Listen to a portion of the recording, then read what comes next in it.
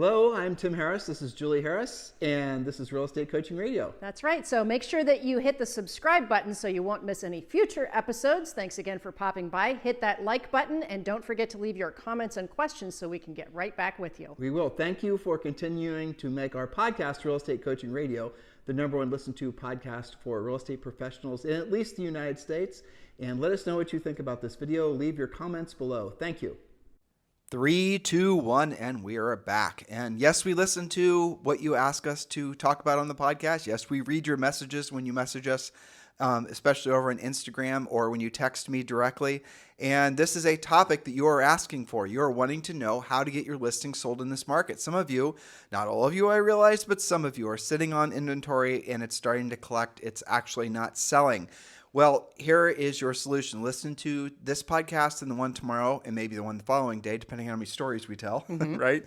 But really, at the end of the day, this is also your listing plan of action when you take a new listing. So if you have a listing that's not selling, we've got your plan for you. If you are going on a listing appointment or hope to go on a listing appointment, maybe use these 15 real points as how you can make these into points for you and share those with your seller as your listing plan of action. Or frankly, it's just other great source of media, social media content.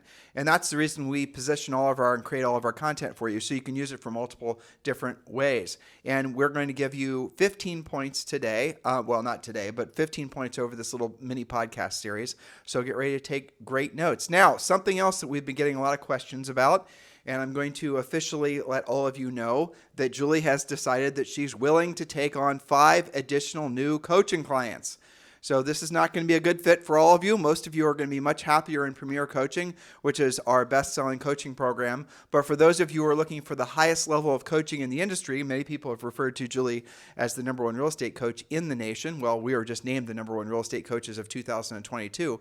But if you're looking to really work with a very, very high-end professional real estate coach, Julie Harris is your answer. She's not only going to obviously be able to work with you on your sales skills, but also scaling your real estate business and all price ranges and the rest of it. So if you're interested in hiring Julie as your personal coach, she's, what, you said 5 spots, right? 5, but only if they're serious. Yeah, only if that's really the criteria. It is. If they're not serious, or if they're not as serious, or if they're not really ready for, frankly, having you as their coach, we do have options as well. But for those of you who are ready to move up to what arguably is the most qualified real estate coach in the nation, please do consider Julie, and you can text me directly and I'll coordinate you speaking with her, and that is 512-758-0206. And yeah, I mean, it'll be a little bit of a getting to know you session, and if she's a good fit for you, she determines she is and you determine she is, well then there you go. And if not, we have other coaches as well. But Julie has openings for 5 of you who are interested in moving up to having her as your personal coach. Text me directly at 512-758-0206. All right, so without any further delay, Julie. Yes, so along with more inventory comes longer days on the market, fewer showings, no more competing offers in some cases, and more power to qualified buyers. Now, things are not moving in lockstep like they were over the past several years. So one thing that I've noticed from so many coaching calls is that sometimes you're still having a listing that sells like that. It's going to go quickly. Maybe it has multiple offers. You didn't even get a chance to do an open house. But other listings, it's the second weekend and you've had 2 showings. It's the third weekend and you have no showings.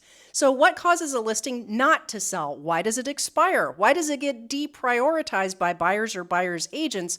And why would a seller fire you when it's only been on the market a few weeks? Now, be creative with what we're talking about. We're going to give you 15 points. Imagine you using these points, again, presenting them to a freshly expired seller. Or imagine you using these points to create little short YouTube videos around each of these points where you're explaining really, essentially what we're about to tell you. And then you're gearing all those short videos towards prospective expired sellers in your marketplace. You guys get it? So make sure you're thinking a little bit out of the box, but primarily this is designed to help you, those of you with sellers that are listings that aren't selling. This is going to be your solution. So Julie, point number 1. Yes, so point number 1, ask yourself, these points are in question format. Point number 1, is your listing poorly presented? Perhaps it has poor or no staging. This can include things like clutter, questionable smells, not being clean, and not being bright. Some houses just show really dark. The goal for the listing is to show like a new construction model home. So consider adding shoe covers in a basket in the foyer, Welcoming signage could include the adage, please remove your shoes or cover them to protect the floors, which may someday be yours. We did that on all of our listings. We did, and that was a little great saying your father actually thought of for us. I will say this is the reason that number one is such an important thing with regards to staging. Is because you're competing in a lot of markets with new construction, and new construction, as you guys know, has got it going on as far as staging. So if your buyer is contemplating a house that's new or a house that's resale, and the resale looks old and used, well, your house is going to sit on the market for a long time. The challenge you're going to have personally, and the challenge your sellers are going to have, is they were spoiled by the largely previous seller's market, and they have never actually had to completely position the house for sale. For a long time, years actually, you could kind of put a dirtbag house for sale, overpriced, and have competing offers. It just had to be available. That's it. And some of you, again, most of you, frankly, were spoiled by that. But now it is incredibly important that you have the house in absolute tip-top condition. Now, I'll give you a little bit of advanced coaching here. One of the problems you will run into more often than you would like is the problem is the seller. The problem is the seller has too much junk. The seller has too many animals, too many pets. The seller just is not going to ever be very cooperative in getting the house properly presented to actually get a contract on the property. And then you have to then be in the position of telling the seller that, guess what, Mr. Seller, the house is not selling because it smells like orangutans or something, right? I mean, it's not going to Or worse, sometimes the unidentifiable smell is worse than the one you can identify. Well, yeah. Depending, right? Or strange stains. I mean, once you're in the industry long enough, you're going to have your own set of funny stories to share. But There's an entire website dedicated to that, by the way, which is like worst MLS photos, and it has things like the agents, and you guys have all seen this, agents taking a picture in the bathroom where the mirror is reflecting the agent taking the picture, and that distracts you from seeing what might be beautiful about the bathroom. So it does matter now. It wasn't really your fault for a few years that you could just throw it out there and win, but it does matter now. And some of your sellers are going to be very reluctant about getting the houses prepared correctly. When Julie and I were selling real estate, I'll never forget this listing we went into. There was a divorce. You know what I'm about to talk about, right? Mm-hmm. There was a divorce, and we went upstairs, and the house was largely empty because he'd actually moved on and bought another house, and they're selling the old familial house. The wife was gone, the whole thing. And there was a big, nasty, obvious blood stain, not from a lot of blood is what I'm telling you here. It was in the middle of what I think was the master bedroom on the carpet. And we had to talk that seller into actually replacing the carpet in that house because he didn't quite understand the importance of doing that. Yeah. Not making that up. So you're going to have to sometimes have a home stager go in there and be the bad guy when you have essentially a house that's in kind of ratty condition. You'll have to find a local stager. Maybe it could be the person that takes pictures, or it can be a stager. In some markets, there's obviously quite a few of these people. Some of you guys are stagers as well. Have somebody go in there and make a list in a dispassionate, honest way, so they're the bad guy. When you walk into a seller's house and there's a lot of, usually it's too much furniture, not enough, too many family things, too many, tchotchkes and collectibles, you're going to have someone tell them to box that stuff up, or the house isn't going to sell in this market. So there you go. These are ideas that are designed to open your expand your thinking, and not just settle for a poorly presented house. Point number two. Point number two, does your listing have a non-compelling description? This includes plain vanilla words like open and airy floor plan. Don't make it sound like every other listing. Make the description convince agents to show the property first. Best part of that, Julie, you can go into more of these facts here in a second that you're about to share. But nowadays, it's easier than ever to write a compelling description because you can use Chat GPT. And there's other chat-based AI products that are coming out as well. Google's coming out with one. And if you've not yet used these services, they're incredibly easy to use and free. And there's going to be a subscription model of it as well. But I'll give you an idea how simple it is. You're going to maybe find another description of a similar property somewhere on the MLS or somewhere, right? And it doesn't matter where. You can drop that description into ChatGPT, and it'll rewrite it as fresh, non-copyrighted content. You can even go in there and say, for example, you could just use keywords. You could say, ChatGPT, I always say please, right? ChatGPT, please write a description of 123 Elm Street. It's, 3,500 square feet. It's on, half acre. It's 2-car garage. And it's designed in a country theme, or you guys get the idea, and then drop it in there, and it will do. And you can even, how about this? You can even tell ChatGPT to write it in a You can have it write a poem. You can have it write it. Make it sound like a British Homes magazine. Exactly. You guys get it? Make it sound like it's a British Homes magazine. Like I remember, again, I'm reflecting a lot on these listings we had because Julie and I we got really good at listing and selling expired listings. And a lot of the best sellers over the long term were the ones that had expired sometimes once, twice, and 3 times, and we took the listing. But there was this one that Julie wrote a description on, and it had this really audacious, very steep driveway. I remember that house. Yeah, and we lived in a place in Central Ohio where there was snow and ice. So if there was snow and ice on that driveway, I got news for you. You were not going up that driveway, or at the very least, if you tried to pull out in the morning, you were coming down faster than you wanted to. That's right. Well, so she wrote this, in the description was terrible. It had been on the market for like over a year, believe it or not. And overall, it was a really gorgeous house in a very nice community. So Julie rewrote the description, made it sound like it was some sort of, chalet up on some, Swiss Alps, something or another. And guess who bought it? A new CEO that was coming in to work for Mettler Toledo, I believe. Mm-hmm. And he was, guess from where? Someplace where there was snow all the time, and he loved Julie's description. Now, she put a lot of time into that description, and nowadays with ChatGPT, you don't have to worry about it anymore. So people are going to make their decisions on what they want to see, and they're not only going to make their decisions on what they want to see, but what their feeling is about the property. If you've got a great description, if you've got great pictures, you're halfway there. But here's the real bottom line. You need to write really good descriptions, and you need to have really good pictures, as far as the compelling description, for the sake of winning more listings. Because the reality of it is if you have a listing that's priced correctly, it's put in the MLS, it's price, condition, and location, right? That's basically the bottom line. Price it correctly. Condition is appropriate for the market, and it's price, condition, location. The location is what location is. So if you have all those 3 things, you put it in the MLS, it's going to sell itself. The reason that you take really good pictures, the reason you write really good descriptions, the real reason you do all that isn't to attract a buyer. It's to placate the seller, frankly, to make the seller happy. Anyone that's been in the business for more than 5 minutes knows that's true. But also to attract more sellers. From that one listing that I just described to you guys, we took other listings with different sellers because, yes, they saw us sell what appeared to be an unsellable house, but they really loved the fact that we put so much extra work into, with a compelling description, making the house appear maybe more than it was, but, the new buyer, the new owner loved it, and that was all it took. Well, it resonated with them. That's what you're trying to do. You're trying to touch some feelings so that they want to see the house. And you're doing that on 2 levels. One is to the buyer's agent who is deciding what to show or not to show that day. And of course, directly to the potential buyer that sees it and says, that sounds really nice. My brain is really popping off with ideas. Imagine if you were to start to have, going back to ChatGPT, if you were to start having ChatGPT write some romantic poem, that becomes your new description for your listings. That could be really cool. That could be like your thing, right? That could be your thing. A lot of sellers would absolutely love that you wrote this really beautiful, a sonnet to their home. I was about to say sonnet too. Yeah, a sonnet to their home. And you can use that for future listing opportunities as well. It's going to be something that'll differentiate you in the marketplace. And the best part is using ChatGPT makes the effort effortless practically. Yes, we're not taking more time. We're taking less time. Okay. So here's an interesting fact, and this is right from coaching calls, Tim. The mindset of most buyers and buyers agents still has not shifted completely to the conditions of the new market.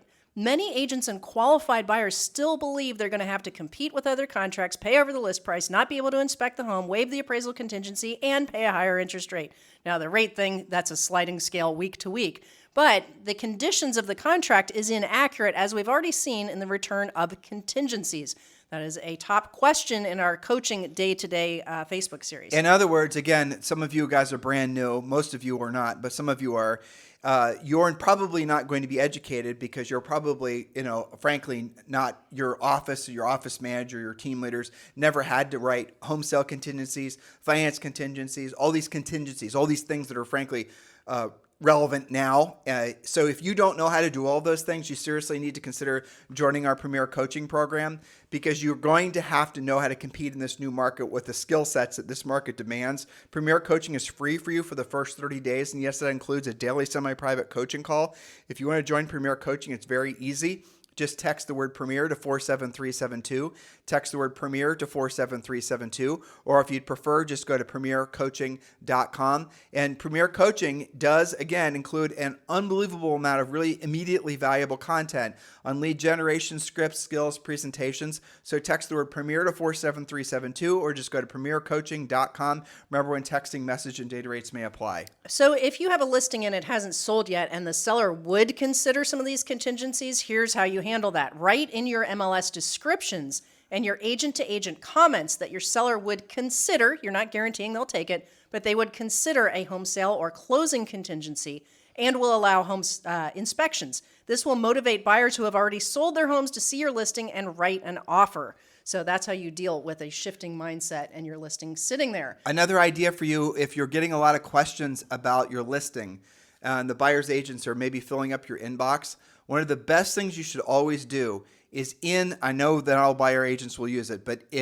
in the agent-to-agent comments, put whatever the answers to the most frequently asked questions are. Maybe it's a weird property because it's got a weird size lot, or maybe there's an easement, or maybe there's a whatever.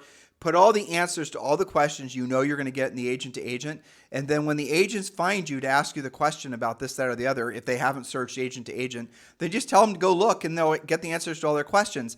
And also within the agent-to-agent comments, you need to start remembering, those of you who are in our Premier Coaching Program, to use the ultimate addendum. That's where you're essentially, if you're on the listing side of things, you're letting the buyer's agent know the minimum standards for what you deem as an acceptable lender's letter. And again, this is another powerful thing. If you're on the buyer side of the equation, make sure your lenders are actually using what will be a market appropriate lender's letter, or you're going to be writing offers. Your offers aren't going to get accepted because the listing agents are not going to be getting lender's letters from you that are up to par with what this market demands.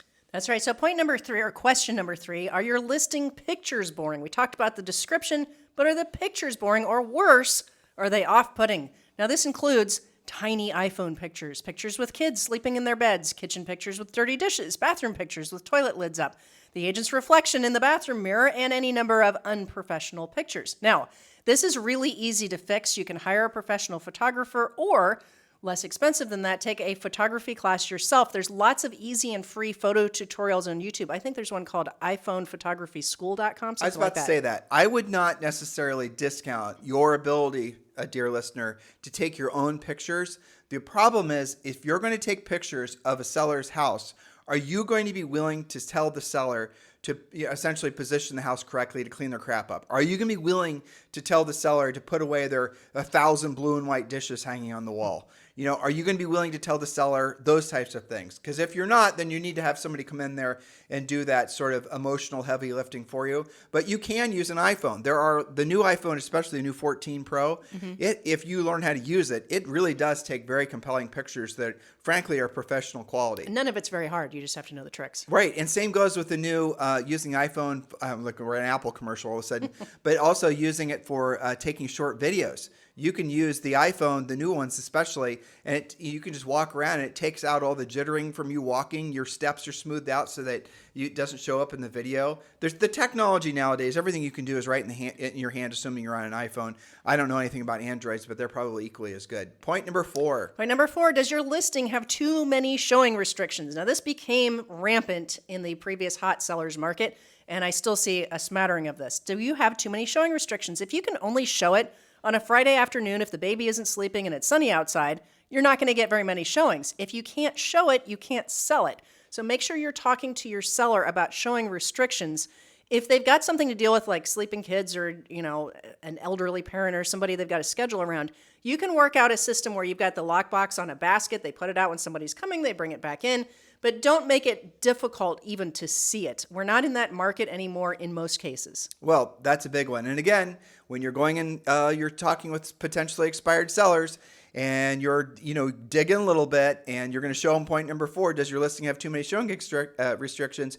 You might find that the house did have too many showing restrictions. They only went showings every 3rd Wednesday of the 4th year of the full moon, whatever. And guess what? There was no condition issue. There was no location issue. There was no price issue. There was a seller showing restrictions issue. Remove that and the house sells in 22 seconds. The seller just didn't know that these restrictions were killing a potentiality of a sale because a previous listing agent didn't tell them because maybe they didn't know, or maybe they just weren't professional enough to know the truth. That's right. Especially true in the upper end, because that could be a relocating executive who's making a decision today. And if you restrict the showing, they're not even going to see your house. So let's see. Point number 5. Does your listing have poor or no curb appeal?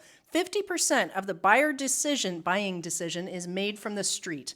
Does your listing look like a house that somebody would be proud to come home to, or does it look abandoned? Do some simple things to improve the curb appeal, like adding a wreath to the door, putting out a nice front doormat, plants on the porch, and keeping up with the landscaping. Some of you have had listings that haven't sold in a month or two, and you haven't driven by them in a couple of weeks. Make sure that you're circling back and it looks like some place that you would want to sell. Now, here's another. This is, again, it's a personality issue, but you're going to run into sellers who don't give a rat's butt about curb appeal, even on really expensive houses. Yeah. Their houses are going to look like, banks from the 1990s, right? Very little landscaping. It's going to look very strange. And so you're going to have to then make the decision to help those sellers, do the right thing with regards to landscaping to get the curb appeal up. The sellers are going to be very reluctant sometimes. The sellers are going to be very, nervous about the cost of doing some of these needed things. And sometimes they're going to have to go through a little bit of time on the market and some bad experiences with a negative feedback from why the house hasn't sold. Again, if you're not using homefeedback.com or a similar system, you might want to consider that. So, Julie, let's wrap up for today. I think Sure. We've given enough information. Hopefully your brain is working in the direction of really focusing in on becoming a powerful listing agent. That is what this market is all about. It is the best opportunity for all of you guys to become listing agents in at least the last 15 years. Expired sellers are where your focus needs to be. That's one of the first things we're going to teach you how to do is go after expired sellers. Our partner in going after expired sellers, where you get the data, you don't have to search it yourself, is RedX. So if you're not yet a subscriber to RedX, we strongly encourage you to use our discount code to save $150.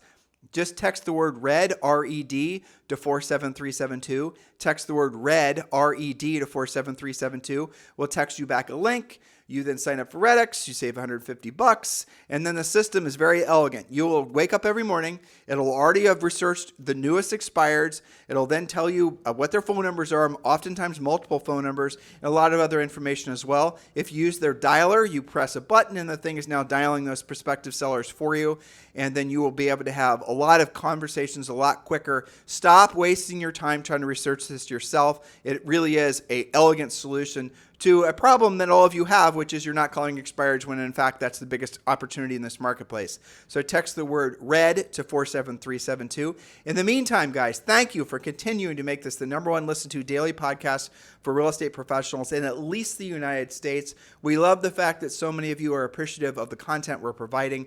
And I also know, and I can tell by reading all your great positive feedback and 5-star reviews, that you are feeling more optimistic because of this market. You are realizing that you can choose to succeed at an incredibly high level, or you can choose to stall out or eventually fail. It's up to you. The choices you make are all in alignment with your mindset with regards to being of service to people. And in this market, and I know that sounds trite, but it's not. In this market, there's more sellers and more buyers, frankly, that need you now than before. Before, the market was essentially buoyant because of FOMO, fear of missing out. Now you're going to have skills. You're going to have to really be focused on what, your highest and truest purpose on this planet is, which is being of service to other people. If you're already in alignment with that, now let's backstop it with skills, and that's what our coaching programs are all about. So again, thank you for continuing to make this the #1 listened to daily podcast for real estate professionals in at least the United States. You guys have a fantastic day. We'll talk with you on the show tomorrow. Hello, thank you for having watched this video. Please remember to subscribe to our YouTube channel. That's right, and don't forget to hit that like button, leave your comments and questions below, and we will get right back with you. Thank you for watching this video, and remember to watch the next one. You're going to love that one.